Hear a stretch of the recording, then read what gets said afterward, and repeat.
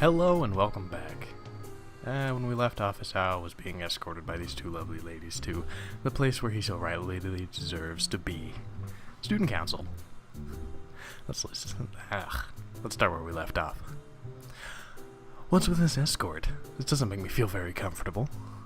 In fact, it makes me feel like a dangerous prisoner being transported to his cell. Oh god, what was her voice? Wahahaha. What's wrong, He-chan? Ellipses. That's right. We're just gonna play a game of Risk, remember? I don't know, Misha. This all seems a little sinister to me. I start thinking that when we sit down to play the game, they'll tie me down and torture me until I agree to join the student council. You don't have to torture me. I'll do it. Don't you worry.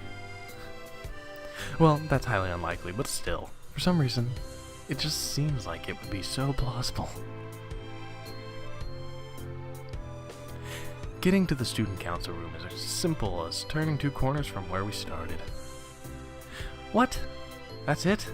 This makes you guys being so on top of me seem a little silly.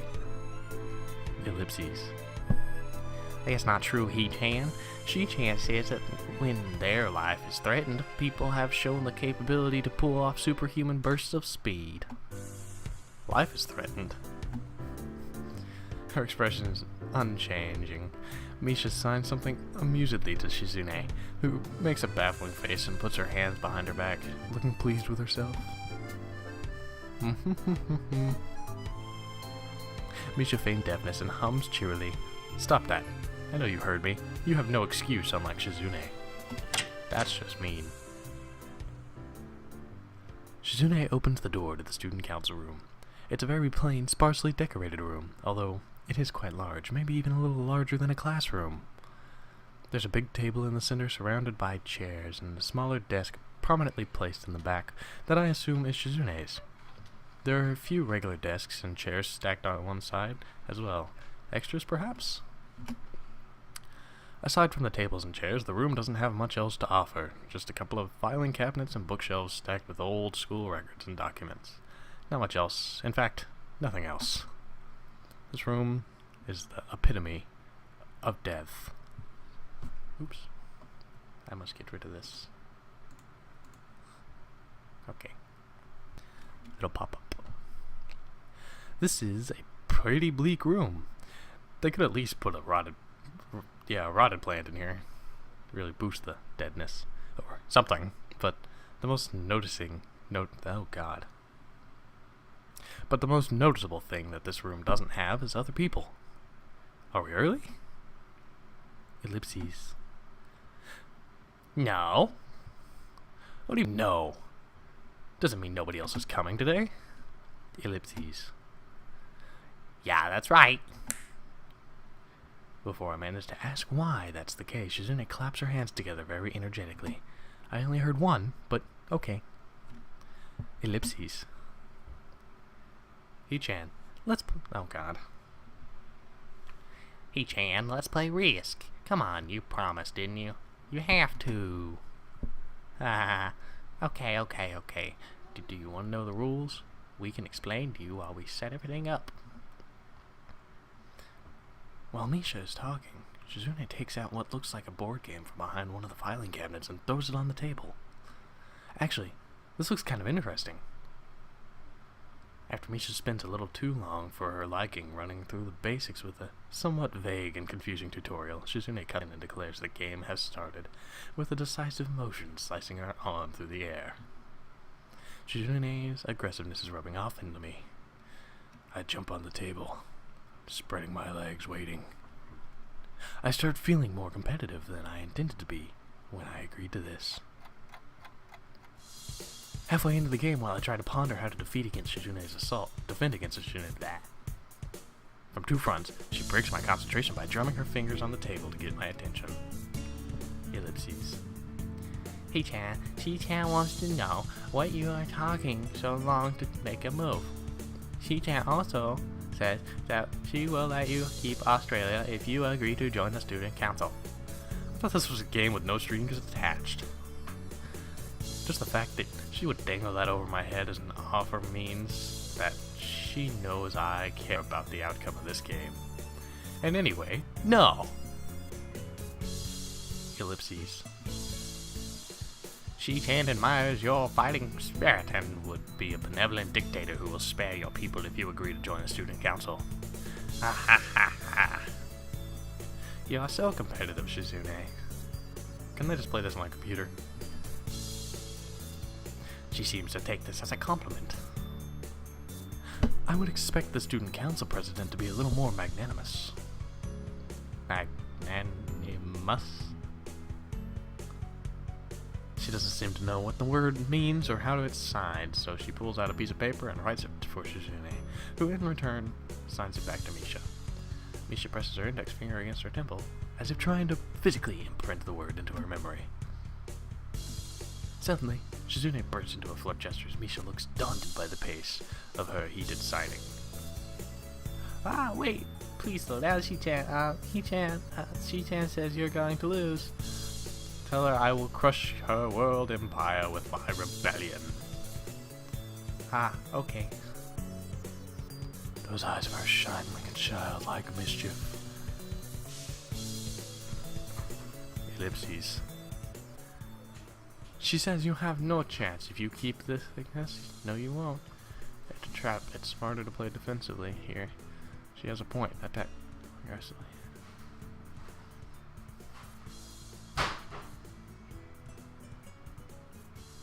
It'd be easier if I could see the board game. But, you know, you can always create a new save state. And then return to the game. And then attack aggressively.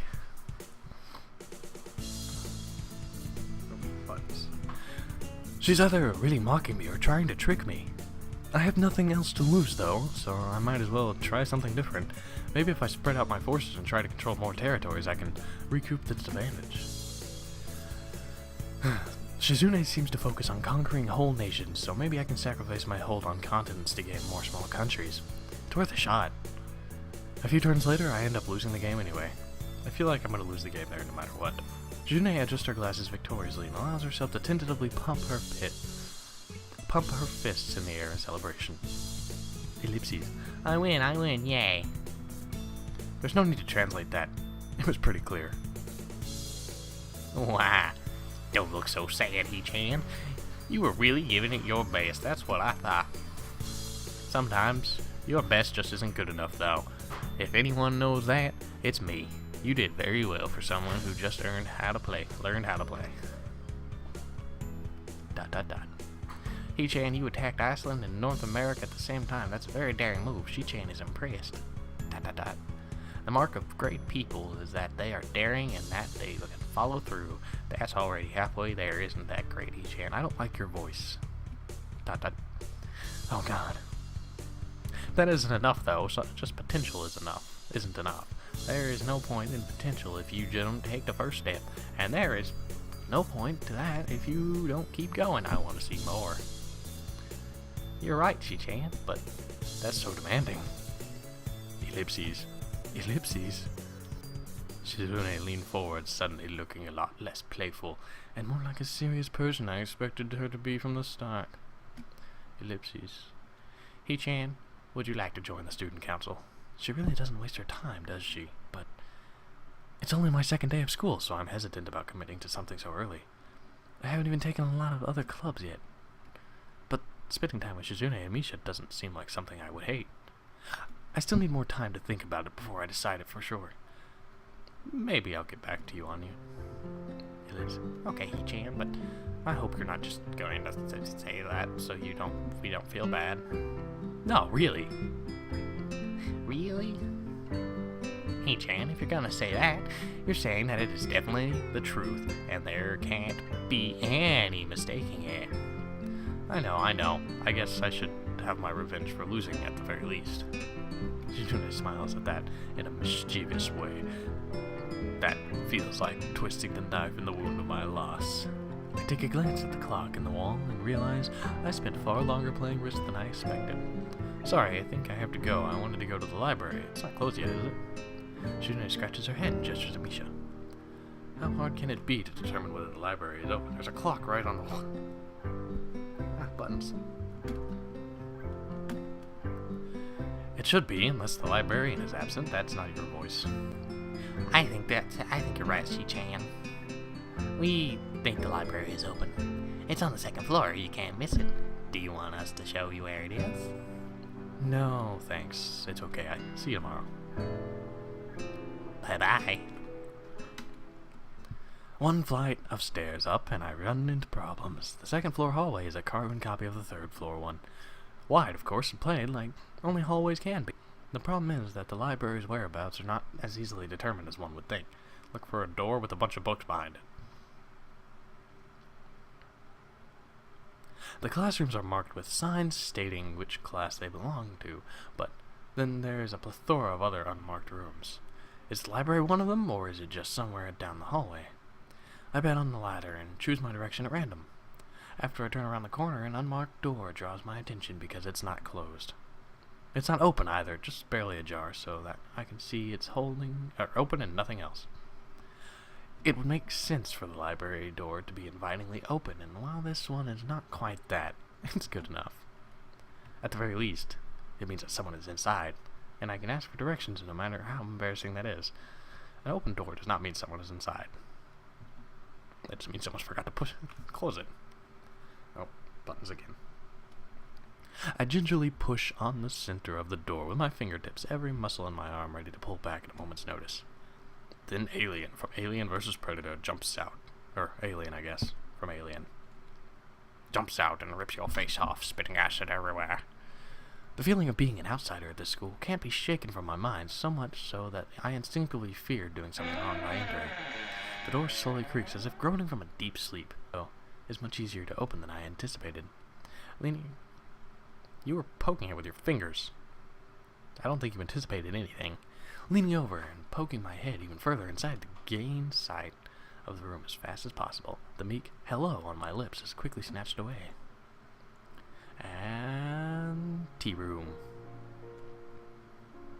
Ellipses. This is not as I was expecting. I mindlessly let the door open to its full extent, taking in the sight of the solitary figure taking center stage in the otherwise abandoned room. The situation steals my voice, leaving me standing at the doorway staring at the beautiful girl.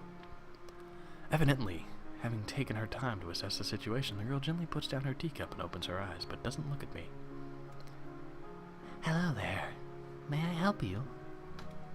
Staring directly in front of herself, the movements of her lips seem to break the silence rather than the words. However, it's the soft, measured voice that reminds me she's a being separated from the room itself.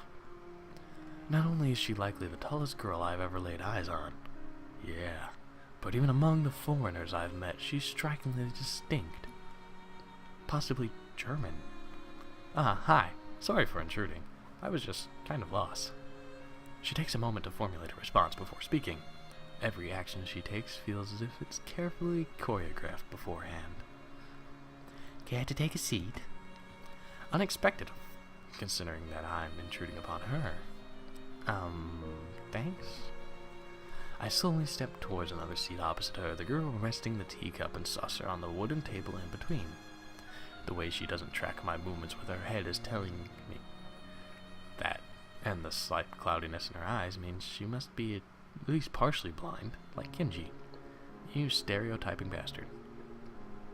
Come to think of it, her voice doesn't have any detectable accent either. I guess she must be half Japanese. Racist. Okay, so, what have we figured out about Hisao so far? He hates disabled people. He hates blind people, which I guess that kind of falls into disabled. He likes reading, that's about it. And he's also a racist. As I take my seat, her composure takes me slightly off guard. Her air of relaxed confidence makes the silence entirely comfortable. The calming atmosphere is so very different from the student council office. I take it you're a student. A new student to Yamaku. Yeah, I transferred in yesterday. I get the distinct feeling my speech patterns don't match the formality of hers, accentuated by her restraining bow of greeting. I might be not going to the student council.